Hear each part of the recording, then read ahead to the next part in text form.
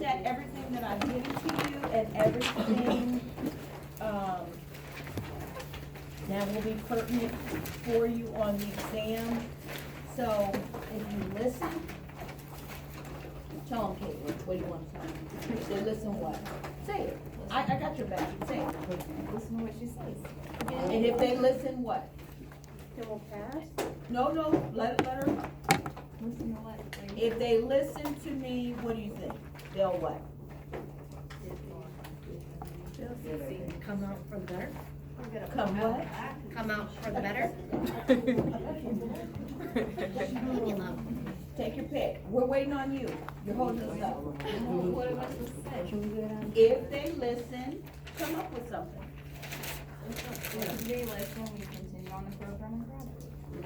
Okay, I'll take that. All right, you should, all you have to do is listen. Listen and write. Yeah, just listen and learn. Okay, now, let's start with the muscles. Muscles, here we go. All right, would you agree to this first statement? When muscles contract, what happens? They become shorter? Yes. Would you say they thicken up? They do. They become shorter and thicker. All right, remember the myosin actin thing we went over yesterday? Yes or no? I'm trying to thin, maybe that was, I'm trying to whittle this down for you. Do you understand what I'm saying?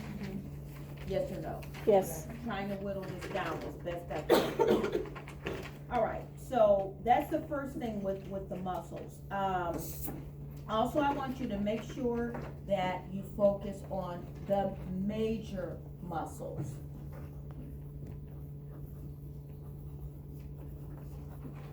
Meaning the larger muscles. We will talk, we did talk about some unusual type muscles, like, wait a minute. Want to make sure. When I say focus on these larger muscles, focus on these larger muscles on your, as far as your diagram, and then in your theory, we did talk about, some unusual muscles. We talked about the sphincters. What did I say about sphincter muscles? They're round. They're round, and they usually are closing off something. That's why it's called a sphincter, right? An anal sphincter, esophageal sphincter, a duodenal sphincter. You guys are in GIGU right now, so GI, I know you talked about a duodenal sphincter somewhere along the way. And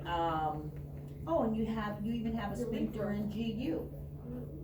Okay, so those are the things that you want to focus on as far as muscles. We also discussed muscles, the functions of muscles. Someone give me at least two of them. Muscles allow you to do what? Bend. Well, your skeleton provides support. Maintain Movement. You ought to be thinking movement right away. Also, yes, posture. Remember I gave you the example, they allow you to stand upright, erect.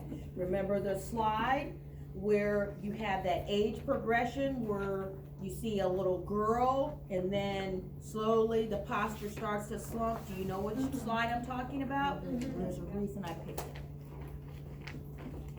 Okay. Yeah, I didn't know I was this intense, but I am. But I do everything with a purpose, everything. Sometimes it gets me in trouble, but oh well. Okay, remember also, remember that muscles work in pairs. I didn't say this, but I'm saying it now. They do work in pairs, but I gave you an example of it yesterday. Remember I talked about if someone wants to bend their arm, that yes, you have to have the biceps and the triceps working in a pair. In other words, the triceps underneath your arm kind of have to relax while the biceps contract so that you can bend. So that's what I mean by muscles have to work in pairs. You get it? Because you can't, think of it this way, guys, I'll make it easier. Erich, I saw you about to raise your hand, so. You can't have your, what'll happen if your tricep and your bicep, try to contract at the same time? You won't be able to extend your arm back out. Do you follow that? So they have to work in pairs.